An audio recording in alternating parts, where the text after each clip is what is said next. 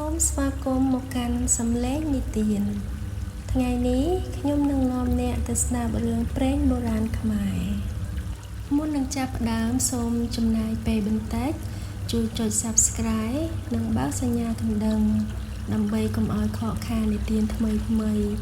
ដែលយើងនាំមកជូនជារៀងរាល់ថ្ងៃកាលពីបុរាណនាយលង្វែកមានព្រៃធំមួយដែលសម្បូរទៅដោយសត្វគ្រប់ប្រភេទរស់នៅជាមួយគ្នាយ៉ាងសុខសាន្តនៅសម័យនោះសត្វក្ងោកមិនទាន់មានកន្ទុយស្រស់ស្អាតដូចសពថ្ងៃទេរោមរបស់វាមានពណ៌ប្រផេះស្រអាប់មិនខុសពីសត្វមាន់ព្រៃប៉ុន្មានឡើយដោយសាររូបរាងមិនសូវស្អាតសត្វដទៃក៏មិនសូវចាប់អារម្មណ៍នឹងវាទោះបីជាមិនសូវមានរូបសម្បត្តិស្អាតក៏ដោយក្ងោកជាសត្វមានចិត្តស្លូតបូតស្មោះត្រង់និងចូលចិត្តជួយអ្នកដទៃរៀងរាល់ព្រឹកវាតែងដើររកផ្លែឈើទុំៗយកមកចែកសត្វចាស់ៗដែលរកអាហារមិនសូវបានពេលឃើញសត្វណាមានរបួសវាជួយយកស្លឹកថ្នាំមកព្យាបាលដោយសារចិត្តល្អនេះសត្វមួយចំនួនស្រឡាញ់វាប៉ុន្តែមួយចំនួនទៀតនៅតែមើលងាយព្រោះវាមិនស្អាតថ្ងៃមួយព្រៃទាំងមូលជួបគ្រោះរាំងស្ងួតទឹកអូររីងស្ទើរតែអស់ដើមឈើចាប់ផ្ដើមស្រពោនសត្វគ្រប់ប្រភេទនាំគ្នាដើររកទឹកទាំងថ្ងៃទាំងយប់មនុស្សជាច្រើនក៏ចូលព្រៃកាប់ឈើនិងធ្វើឲ្យសត្វរត់ភៀសខ្លួនកាន់តែពិបាកអំឡុងពេលនោះក្ងោកបានឮចាស់ព្រឹទ្ធាចារ្យម្នាក់និយាយថានៅលើភ្នំឆ្ងាយមានបឹងទឹកស័ក្តិសិទ្ធិមួយដែលមិនចេះរីងស្ងួតប៉ុន្តែផ្លូវទៅដល់ពិបាកណាស់ពោពេញដោយថ្មមុតនិងព្រៃក្រាស់ក្ងោកមិនស្ទាក់ស្ទើរឡើយវាសម្រេចចិត្តធ្វើដំណើរតែម្នាក់ឯងដើម្បីរកទឹកសម្រាប់សត្វទាំងអស់វាដើរឆ្លងភ្នំឆ្លងជ្រោះនិងអត់ឃ្លានជាច្រើនថ្ងៃជើងរបស់វារងរបួសរោមរបស់វារហែកដោយបន្លាតែវានៅតែបន្តដំណើរទីបំផុតវាបានទៅដល់បឹងស័ក្តិសិទ្ធិនៅទីនោះមានអ្នកថែរក្សាបឹងលេចមកហើយសួរថាហេតុអ្វីបានជាអ្នកប្រឹងធ្វើដំណើរមកដល់ទីនេះក្ងោកឆ្លើយដោយស្មោះត្រង់ថាខ្ញុំមិនមកដើម្បីខ្លួនឯងទេខ្ញុំមកដើម្បីសុំទឹកជួយសង្គ្រោះសត្វទាំងអស់នៅក្នុងព្រៃទេវតាញញឹមដោយក្តីពេញចិត្តគាត់បានឲ្យក្ងោកយកទឹកស័ក្តិសិទ្ធិទៅប៉ុន្តែប្រាប់ថាទឹកនេះត្រូវដឹកដោយប្រុងប្រយ័ត្នមិនឲ្យធ្លាក់សូម្បីមួយដំណក់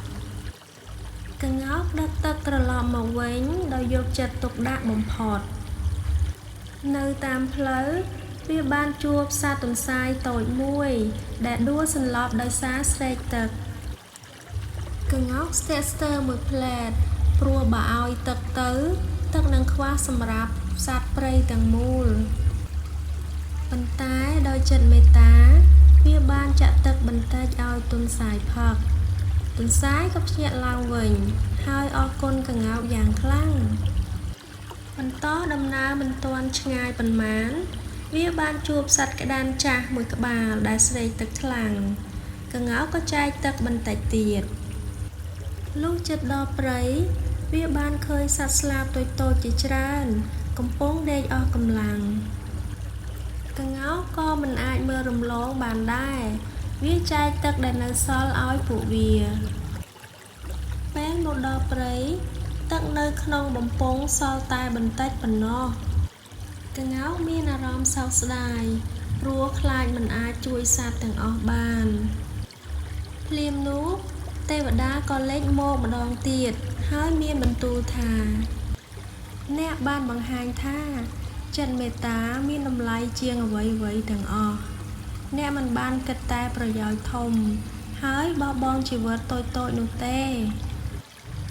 ទេវតាបានបក់ដៃមួយលើមេឃភ្លៀងធំមួយបានធ្លាក់ចុះពេញព្រៃ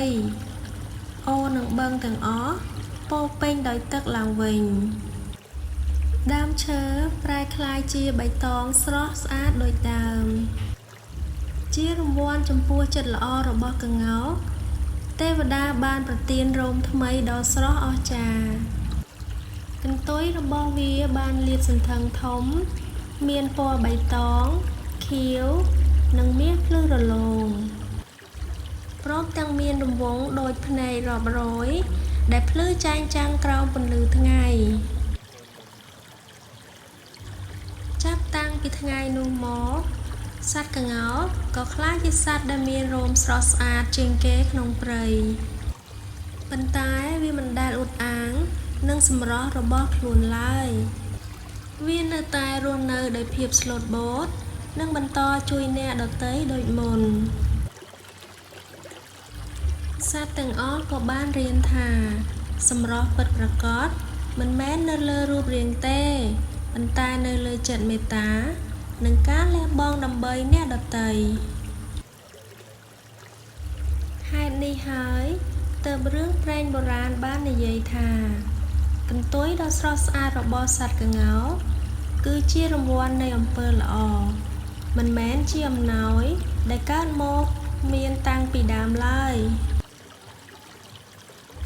មនុស្សដែលមានចិត្តល្អស្មោះត្រង់និងចេះជួយអ្នកដទៃទោះថ្ងៃនេះមិនទាន់ទទួលបានការកោតសរសើរក៏នៅថ្ងៃណាមួយអំពើល្អនោះនឹងនាំមកនូវកិត្តិយសនិងផលល្អវិញជាមិនខាន